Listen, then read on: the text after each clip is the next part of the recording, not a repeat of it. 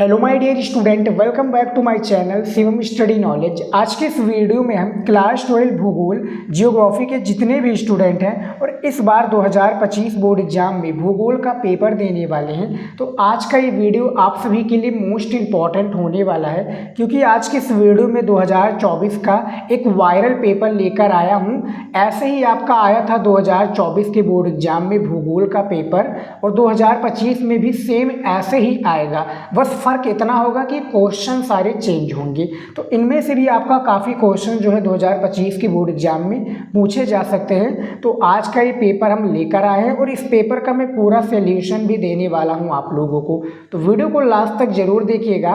यदि आपको भूगोल में 70 में 70 लेकर आना है तो आप हमारे चैनल से अभी जुड़ जाइए। चैनल को अभी सब्सक्राइब कर लीजिए और वीडियो को कम से कम आप स्टूडेंट 2 लोगों के पास ज़रूर शेयर कीजिए, क्योंकि ये पेपर मैंने काफ़ी रिसर्च और काफ़ी ढूंढने से ये मिला है और आप लोगों के कमेंट पर हमने ये वीडियो बना रहा हूँ। तो ये 2024 का पेपर है। पेपर कोड भी आप देख सकते हैं 322 के पेपर कोड है। भूगोल में 70 नंबर का पूर्णांक होता है, यहाँ पर आप देख सकते हैं। समय 3 घंटा 15 मिनट, सभी सब्जेक्ट में यही समय निर्धारित है। भूगोल का पेपर है। उसके बाद में देखिए निर्देश को आप लोग जब भी 2025 में पेपर देंगे तो निर्देश को आप लोग आराम से ज़रूर पढ़ लीजिएगा, क्योंकि इसी के हिसाब से आपको सारी चीज़ें कॉपी में लिखने रहेंगी। ठीक है, तो इसको आप पढ़ लीजिए वीडियो को रोककर। अब यहाँ पर में देखिए 8 आपके बहुविकल्पीय प्रश्न पूछे जाते हैं। भूगोल में 8 बहुविकल्पीय प्रश्न पूछे जाते हैं। अब आपके पूरे बुक से पूछे जाते हैं। कहाँ से पूछ लिया जाए, किस चैप्टर से पूछ लिया जाए, किसी को पता नहीं है। ठीक है, लगभग एक एक क्वेश्चन, 2-2 क्वेश्चन एक एक चैप्टर से पूछे जाते हैं। तो देखिए हमने पिछले साल 2024 में जितने भी बच्चों को पढ़ाया था भूगोल में, उनका काफ़ी अच्छा पेपर गया है। देखिए निम्नलिखित प्रश्नों के सही उत्तर अपनी उस उत्तर पुस्तिका में लिखना है, यानी जो भी सही उत्तर होगा 4 में से एक राइट आंसर होगा तो उसी को कॉपी में लिखना है। तो देखिए बहुविकल्पीय प्रश्न को हम हल कर लेते हैं। ऐसे ही आपका 2025 में आएगा, याद रखिएगा स्टूडेंट। बस क्वेश्चन चेंज होंगे। बस आपको मैं क्वेश्चन आंसर सभी तैयार करा रहा हूँ, उसका भी वीडियो आप लोग देखिएगा। देखिए सबसे पहला क्वेश्चन है कि निम्नलिखित विद्वानों में से किसने नवनिश्चयवाद की संकल्पना प्रस्तुत की, यानी निम्नलिखित में से कौन सा विद्वान है जो नवनिश्चयवाद की संकल्पना प्रस्तुत की थी। तो ऑप्शंस में आप देख सकते हैं 4 ऑप्शंस हैं, E.C. Sample, बिडाल D BLAS, Griffith Taylor या जीन ब्रोन्स। हमने काफ़ी बार इस क्वेश्चन का आंसर दे चुका हूँ, लेकिन आज भी आप जान लीजिए ग्रिफ्थ टेलर हो जाएंगे, जो कि नवनिश्चयवाद की संकल्पना इन्होंने ही प्रस्तुत की है। ठीक है, तो पहले का आपका सा राइट आंसर हो जाएगा। दूसरा क्वेश्चन देखिए, मानव विकास की अवधारणा निम्नलिखित में से किस विद्वान की देन है, यानी जो मानव विकास की अवधारणा है ये किस विद्वान की देन है, ये आपको बताना है। 1 नंबर का क्वेश्चन है। तो इनमें से जो राइट आंसर हो जाएंगे वो डॉक्टर महबूब उल हक हो जाएंगे, यानी दूसरे का सा ऑप्शन बिल्कुल करेक्ट आंसर हो जाएगा। मैं स्टूडेंट आप सभी के लिए इंपॉर्टेंट ऑब्जेक्टिव क्वेश्चन का भी वीडियो लेकर आ रहा हूं, उसको भी आप लोग देखिए, क्योंकि बच्चे ने 2024 में जितने भी हमारे स्टूडेंट हैं उन्होंने हमारे वीडियोज को देखा, उसको फॉलो किया, उसको याद किया और काफ़ी अच्छा रिजल्ट आया उनका। क्या है 70 में से किसी ने क्या है 70 में से, यहाँ पर देखिए 70 में से 69 नंबर लेकर आए कोई स्टूडेंट। 3 नंबर क्वेश्चन देखिए, निम्नलिखित में से कौन सा प्राथमिक क्रियाकलाप नहीं है। यहाँ पर देखिए क्वेश्चन को इसीलिए मैं कह रहा हूँ कि आप लोग पढ़िएगा, आराम से क्वेश्चन को पढ़िएगा, कोई जल्दबाजी नहीं है, क्योंकि 3 घंटा पेपर को हल करने के लिए है। तो काफ़ी स्टूडेंट इसमें क्या समझेंगे कि निम्नलिखित में से कौन प्राथमिक क्रियाकलाप है। नहीं वाला कभी कभी वर्ड वो भूल जाते हैं पढ़ना, तो यहीं में गड़बड़ी हो जाती है बाबू। तो यहाँ पर आपको ये नहीं करना है, प्राथमिक क्रियाकलाप नहीं पूछा गया है। खनन हो जाएगा, कृषि, परिवहन या आखेर। तो इनमें से परिवहन हो जाएगा। हमें इन्हीं चारों विकल्प के थ्रू बताना था, हमने बता दिया। ठीक है, समझ में आ गया आपको। यहाँ पर देखिए 4 नंबर क्वेश्चन है, निम्नलिखित में से किस प्रकार की अर्थव्यवस्था में उत्पादन के कारकों पर स्वामित्व व्यक्तित्व होता है। यहाँ पर देखिए कि निम्नलिखित में से किस प्रकार की अर्थव्यवस्था में उत्पादन के कारकों का स्वामित्व व्यक्तित्व होता है।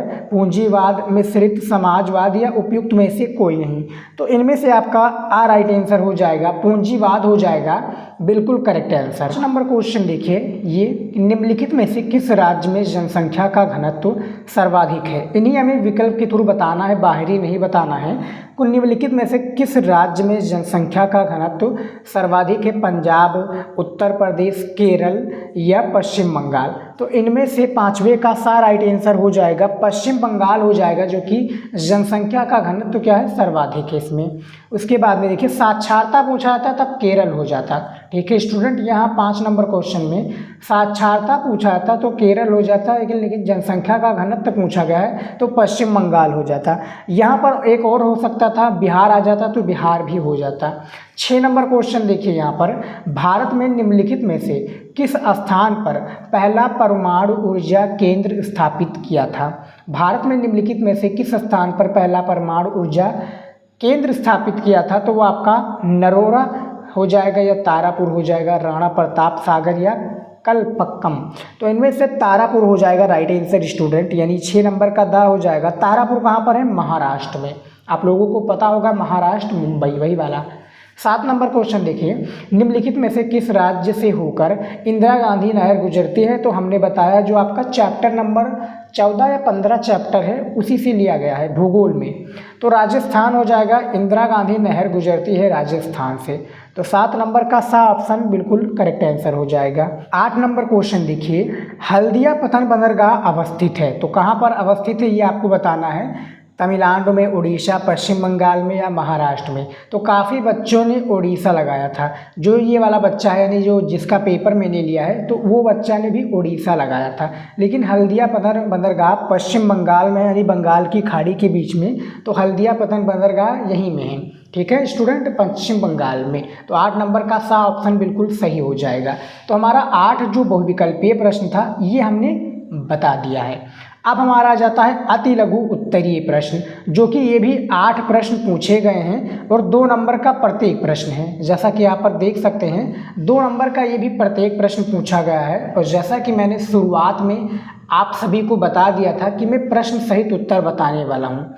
देखिए इससे आपका ये फ़ायदा होगा स्टूडेंट, इससे क्या फ़ायदा होगा? इससे ये आपको पता चलता है कि क्वेश्चंस बोर्ड एग्जाम में कैसे आते हैं। हमने 2023 का भी पेपर का सॉल्यूशन बताया था, जो से 2023 में पेपर आया था, उसका भी वीडियो आप लोग जाकर देख सकते हैं, नहीं तो मैं लिंक नीचे डिस्क्रिप्शन में दे दूँगा। उससे भी आपको काफ़ी कुछ सीखने को मिलेगा कि कैसे कैसे क्वेश्चंस बोर्ड एग्जाम में आते हैं, हार्ड आते हैं या नॉर्मल आते हैं, क्वेश्चंस किस तरह से रहता है। अब बस आप इतना जान लीजिए कि आपके पूरे बुक से क्वेश्चंस को लिए जाते हैं, बाहरी कोई भी क्वेश्चन नहीं आता। ये जो मैं सारे आपको सॉल्यूशन दे रहा हूँ ये सिर्फ आपकी बुक में ही मिलेगा और आपके बुक और क्वेश्चन बैंक में मिलेगा, बाहरी कहीं पर नहीं मिलेगा। ठीक है स्टूडेंट, क्वेश्चन का आंसर भी मैंने बुक से ही लिया है सारा। तो देखिए अति लघु उत्तरीय क्वेश्चन है। 9 नंबर क्वेश्चन दिया हुआ है कि मानव भूगोल के विषय क्षेत्र की व्याख्या कीजिए। तो इसका भी मैं सॉल्यूशन लेकर आया हूँ स्टूडेंट, इसका भी मैं आंसर देने वाला हूँ आपको।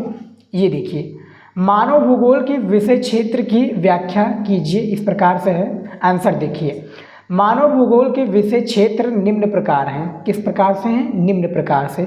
सबसे पहला है जनसंख्या, दूसरा है प्रदेश के प्राकृतिक संसाधन, तीसरा है सांस्कृतिक वातावरण यानी पर्यावरण, चौथा है कलिक, यहाँ पे देखिए कलिक अनुक्रमण या समायोजन व प्रादेशिक संगठन, 6 नंबर है अन्य प्रदेशों से संबंध। ये जो है मानव भूगोल की विषय क्षेत्र की व्याख्या की गई है, जैसा कि यहाँ पर आप देख सकते हैं। आराम से वीडियो को रोककर इसका आंसर लिख सकते हैं। समझ में आ गया? ज़्यादा बड़े में हमें इसका आंसर देने की आवश्यकता नहीं है क्योंकि 2 नंबर का क्वेश्चन पूछा गया है। 10 नंबर क्वेश्चन देखिए, मानव संसाधन से क्या तात्पर्य है? देखिए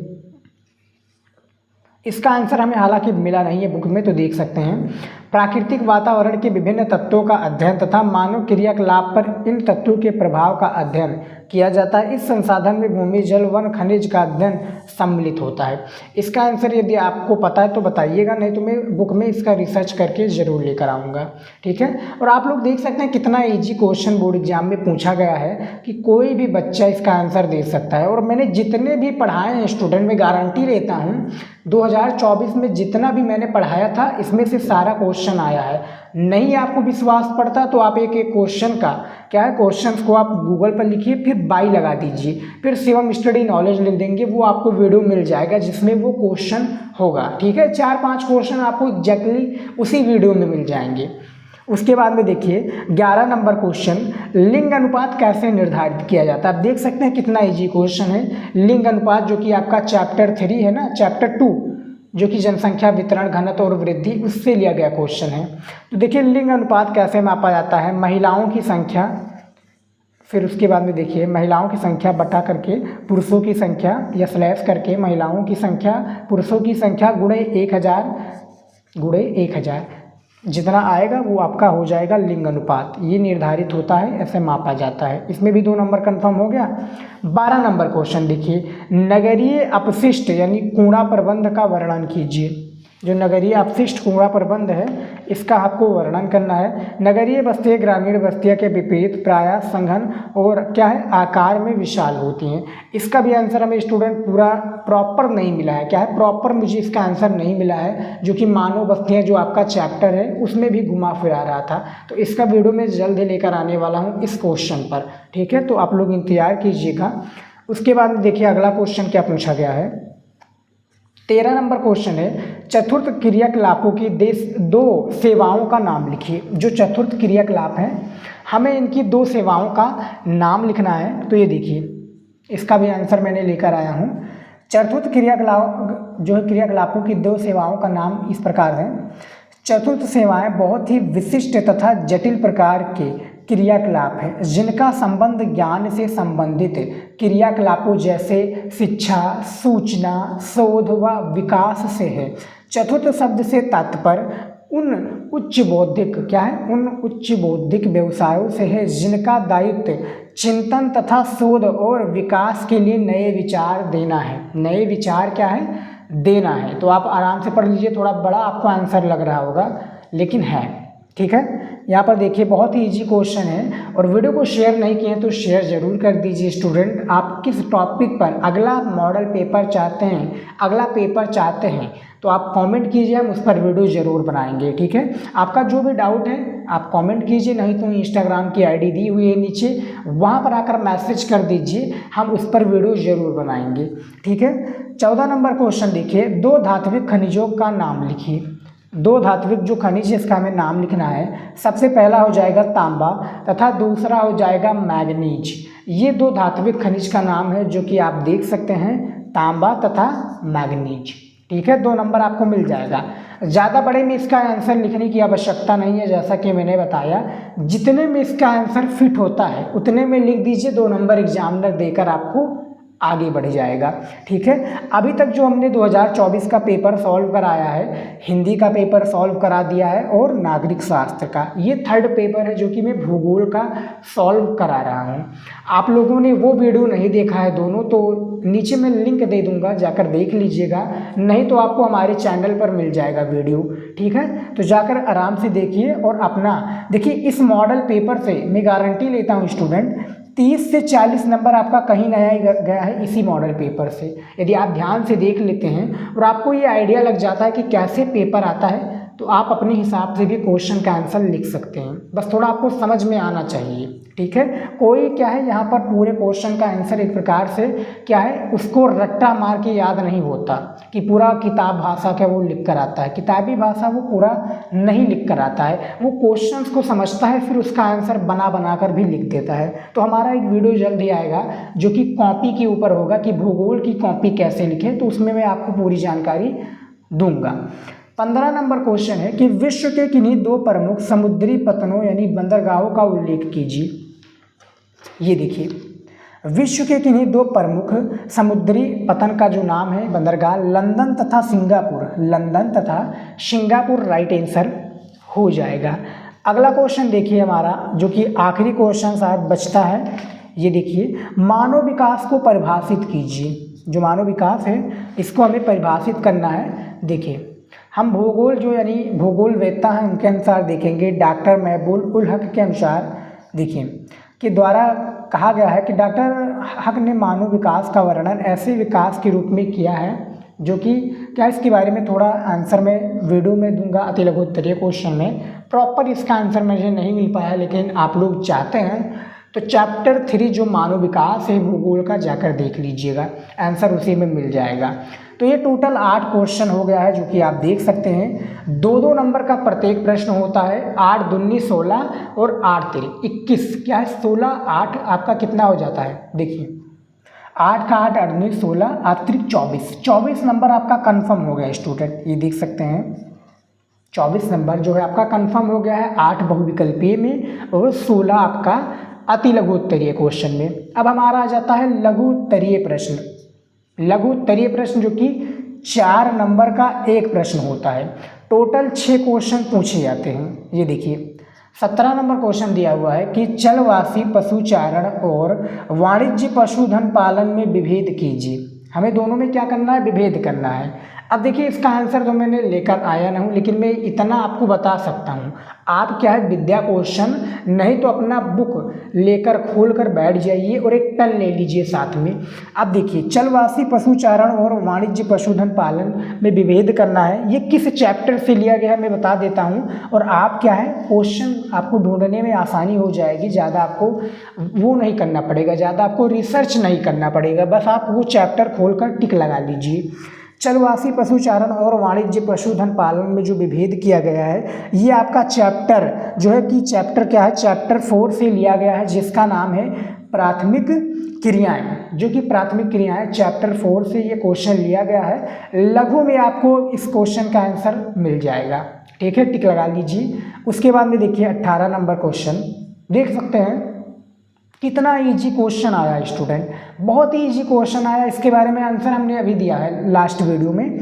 18 नंबर क्वेश्चन है विश्व में जनसंख्या के वितरण एवं घनत्व को प्रभावित करने वाले कारकों की विवेचना कीजिए। हमें इसके क्या है कारकों की विवेचना करना है। तो ये जो चैप्टर का नाम है चैप्टर 2 आपका, चैप्टर 1 तो आपका हो गया, चैप्टर 2 जो कि नाम क्या है भैया, विश्व जनसंख्या घनत्व और वृद्धि। विश्व जनसंख्या घनत्व और वृद्धि चैप्टर 2 से लिया गया, ये आपका 2nd नंबर क्वेश्चन है। 3 इसके जनसंख्या घनत्व को प्रभावित करते हैं जलवायु, एक आपका और हो जाएगा जनसंख्या से रिलेटेड, तो इसका आपको तैयार कर लेना है। इसका भी मैंने आंसर दिया हुआ है, आप लोग टिक लगा लीजिए, ठीक है। उसके बाद में आप लोग क्या है यूट्यूब पर सर्च कीजिएगा, बाई शिवम स्टडी नॉलेज लगाकर सर्च करेंगे तो आपको वीडियो मिल जाएगा। 19 नंबर क्वेश्चन है प्राथमिक एवं द्वितीयक गतिविधियों में विभेद कीजिए। तो ये जो क्वेश्चन लिया गया है द्वितीयक क्रियाएं से लिया गया है, चैप्टर 5 नेम है इसका, क्या नाम है, चैप्टर 5 इसका नेम है। 20 नंबर क्वेश्चन दिया हुआ है अति लघु उत्तरीय का कि प्रवास के उद्गम स्थल एवं गंतव्य, यहाँ पर देखिए गंतव्य स्थल में विभेद कीजिए। ये किस चैप्टर से लिया गया है स्टूडेंट, ये आपका चैप्टर का नाम है चैप्टर 2, शायद चैप्टर 2 से लिया गया है, इसको भी तैयार कर लीजिएगा। 21 नंबर क्वेश्चन है भारत में पर्वतीय क्षेत्र विकास कार्यक्रम की प्रमुख विशेषताओं का उल्लेख कीजिए। तो ये जो चैप्टर का नाम है भैया, चैप्टर का क्या नाम है, देखिए चैप्टर का नाम है 14 नंबर चैप्टर है आपका ये विकास। जो चैप्टर का नाम है विकास भारत में संदर्भ में नियोजन, ये इसका नाम है, जो कि 21 नंबर क्वेश्चन है। अब हमारा लास्ट क्वेश्चन बचता है, यहाँ पर देखिए लघु उत्तरीय का, भारत में जल संरक्षण के महत्व पर संक्षिप्त उल्लेख कीजिए। चैप्टर नंबर 17 है, जो कि लास्ट क्वेश्चन है, ये इसी से लिया गया है चैप्टर नंबर 17 से क्वेश्चन। तो इसको भी आप लोग टिक लगा लीजिए देखकर आराम से, क्योंकि इम्पॉर्टेंट है। चैप्टर का नाम जल संरक्षण होगा, देख सकते हैं, और आराम से टिक लगाइएगा, ठीक है। देखिए स्टूडेंट मैं इस वीडियो में क्वेश्चन का आंसर लेकर आता तो बहुत बड़ा हो जाता है, उतना आप लोग वीडियो देखते नहीं है बड़ा, इसीलिए मैं आपको आसानी से चैप्टर का नेम बताते चलता हूँ ताकि आपको कोई प्रॉब्लम ना हो और आप टिक लगाते चलिएगा, ठीक है। समझ में आ गया। मान लीजिए कि आपके बुक में क्वेश्चन का आंसर बहुत बड़ा बड़ा दिया हुआ है, तब भी आपको कोई करने यानी चिंता करने की कोई आवश्यकता नहीं है। आप यूट्यूब पर सर्च कीजिए शिवम स्टडी नॉलेज, यानी क्वेश्चन को सर्च कीजिए। जैसे कि ये क्वेश्चन आपको नहीं समझ में आ रहा, चलवासी पशुचारण और वाणिज्य पशुधन पालन में विभेद कीजिए, बाई शिवम स्टडी नॉलेज लिख देंगे, वो वीडियो मिल जाएगा, देख सकते हैं, ठीक है। विस्तृत उत्तरीय प्रश्न, विस्तृत उत्तरीय प्रश्न आ गया है, 2 क्वेश्चन दिया होता है, करना आपको 2 ही क्वेश्चन है, टोटल 4 इसमें क्वेश्चन दिए होते हैं, लेकिन 2 ही करना है। 6 नंबर का एक क्वेश्चन होता है। देखिए जैसे कि 23 नंबर क्वेश्चन दिया हुआ है, क्या दिया हुआ है स्टूडेंट, देखिए 23 नंबर क्वेश्चन दिया हुआ है कि मानव भूगोल क्रियाशील मानव तथा अस्थिर पृथ्वी के बीच परिवर्तनशील संबंधों का अध्ययन है। इस कथन का परीक्षण कीजिए। हमें क्या करना है, इसका परीक्षण करना है। ये किस चैप्टर से लिया गया है, तो चैप्टर का नाम क्या है भैया, प्रथम चैप्टर जो कि आपका उसी से लिया गया है। जाकर ये क्वेश्चन का आंसर सर्च करेंगे, मिल जाएगा। अब यहाँ पर देखिए भैया अथवा लगा है। मान लीजिए कि आपको ऊपर वाला क्वेश्चन का आंसर नहीं मालूम है, तब आप क्या करेंगे, तब आपको करना क्या है भैया, करना कुछ नहीं है, आपको क्वेश्चन को पढ़ना है। ग्रामीण एवं नगरीय बस्तियों में विभेद कीजिए तथा उनकी प्रमुख विशेषताओं की विवेचना कीजिए। क्या करना है आपको, प्रमुख विशेषताएं जो है उनकी विवेचना करना है। चैप्टर नंबर मानव बस्तियाँ जो कि चैप्टर नंबर 10 है, उससे लिया गया आपका सेकंड वाला क्वेश्चन है, अथवा वाला। तो करना दोनों में से किसी एक को है, कर लीजिए, अपना 6 नंबर प्राप्त कर लीजिए। ठीक है, दोनों में से किसी एक को करना है। 24 नंबर क्वेश्चन है, भारत में लौह अयस्क के उत्पादन एवं वितरण का वर्णन कीजिए। लौह अयस्क के उत्पादन एवं वितरण का क्या करना है भैया, वर्णन करना है। 150 शब्दों में इसका आंसर देना है। जो निर्देश हमने बताया था ना शुरुआत में कि आप लोग जब भी पेपर दीजिएगा तो पढ़ लीजिएगा, तो वो निर्देश आप पढ़ लीजिए, क्योंकि उसी के हिसाब से आपको प्रश्न का उत्तर देना है। उसी के लिए उतना जो अंक है वो निर्धारित होता है। तो वो वीडियो जरूर, यानी वो जो निर्देश है उसको आप लोग ज़रूर पढ़ लीजिए, क्योंकि उसी के हिसाब से आपको सारा कार्य करना है बोर्ड की कॉपी में। ठीक है, 24 नंबर क्वेश्चन है कि भारत में लौह अयस्क के उत्पादन एवं वितरण का वर्णन कीजिए। तो खनिज तथा ऊर्जा चैप्टर से लिया गया क्वेश्चन है, जो कि चैप्टर आपको पता होगा चैप्टर नंबर 13 से लिया गया क्वेश्चन है ये। तो इसको तैयार कर लीजिए। अथवा वाला है कि सतत पोषणीय विकास के महत्व पर प्रकाश डालिए। तो इसके बारे में भी आपका जो चैप्टर कौन सा है, चैप्टर नंबर 14, ये चैप्टर नंबर 14, ये चैप्टर नंबर 13 और ये चैप्टर नंबर 10, ये तीनों क्वेश्चन लिया गया है, हमने बता दिया है। सतत पोषणीय वाला जो चैप्टर का नाम है विकास भारत में संदर्भ में नियोजन, इससे लिया गया है। और ये किससे लिया गया है, ये आपका खनिज तथा ऊर्जा चैप्टर से लिया गया है। 150 शब्दों में क्वेश्चन का आंसर है, आप लोग टिक लगा लेंगे तो अच्छा बात होगा। हमने बता दिया है आपको, ऐसा कोई नहीं बताएगा। और आप लोग देख सकते हैं कि पेपर का लेवल किस तरह से, न ज़्यादा हार्ड है न ज़्यादा नॉर्मल है, मीडियम में है। और मैं सभी क्वेश्चन का आंसर दे रहा हूँ। आप लोगों ने हमारा टॉपिक का वीडियो नहीं देखा है तो ज़रूर देख लीजिएगा, उससे काफ़ी हेल्प होगा। क्योंकि मैंने पिछले साल भी वो टॉपिक वाला वीडियो बनाया था और उससे काफ़ी बच्चों को हेल्प हुआ था, तो इस बार भी काफ़ी बच्चों को हेल्प होगा, तो वो ज़रूर तैयार कर लीजिएगा आप लोग। अब हमारा मानचित्र संबंधित प्रश्न आ जाता है। टोटल 10 नंबर का मानचित्र होता है, 5 आपका भारत का, 5 आपका विश्व का।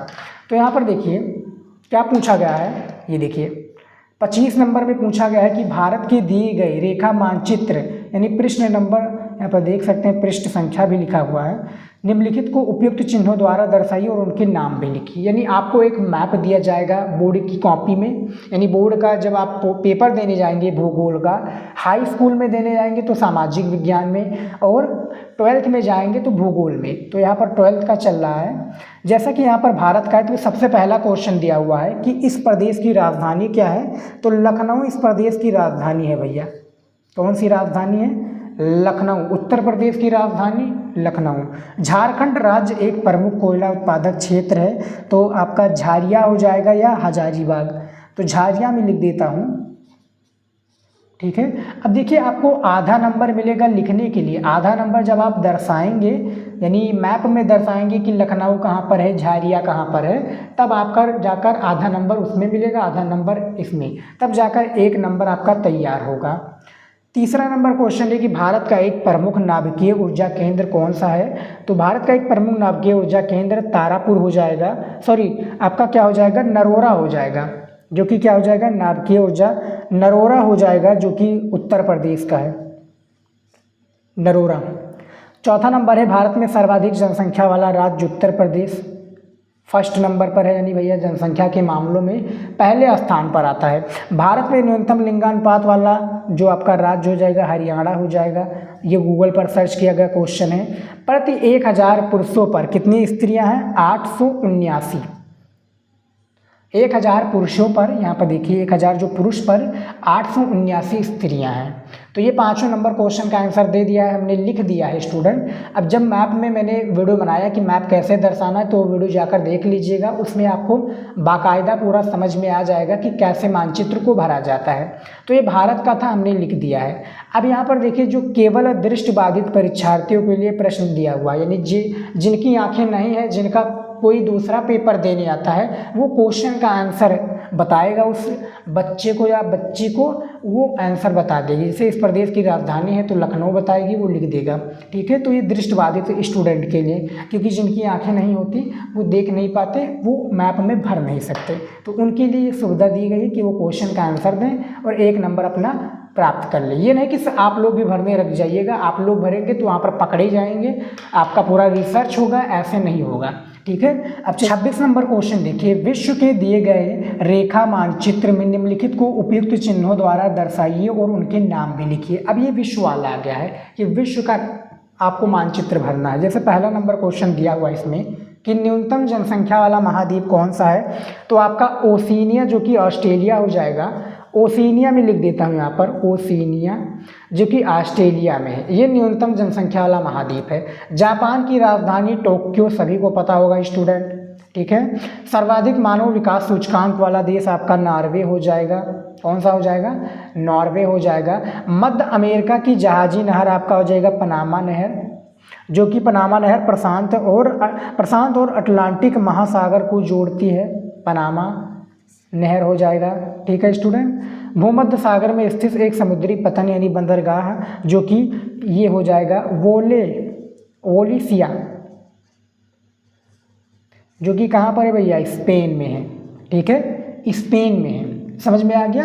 तो ये हमने क्या है, लिख दिया है। क्वेश्चन का आंसर मैंने कॉपी में समझ लीजिए लिख दिया है। अब आपको दर्शाना रहेगा। वीडियो आप हमारा देख लीजिएगा, सर्च करके बाय शिवम स्टडी नॉलेज लगाएंगे तो वीडियो जल्द देखने को मिलेगा, ठीक है। तो उसमें हमने बताया है, यहाँ पर भी वही है, केवल दृष्टिबाधित जो परीक्षार्थी है उनके लिए क्या है, दिया हुआ है, ठीक है, दृष्टिबाधित स्टूडेंट के लिए। तो फिलहाल स्टूडेंट यहाँ पर आप देख सकते हैं जो पेपर है भूगोल का, 12th भूगोल का कैसे आया था। बहुत ही नॉर्मल पेपर था, ज़्यादा ना हार्ड था न ज़्यादा कठिन था, हर कोई बच्चा कर लेता और 70 में 70 स्कोर करके आता। तो इस वीडियो में स्टूडेंट इतना ही।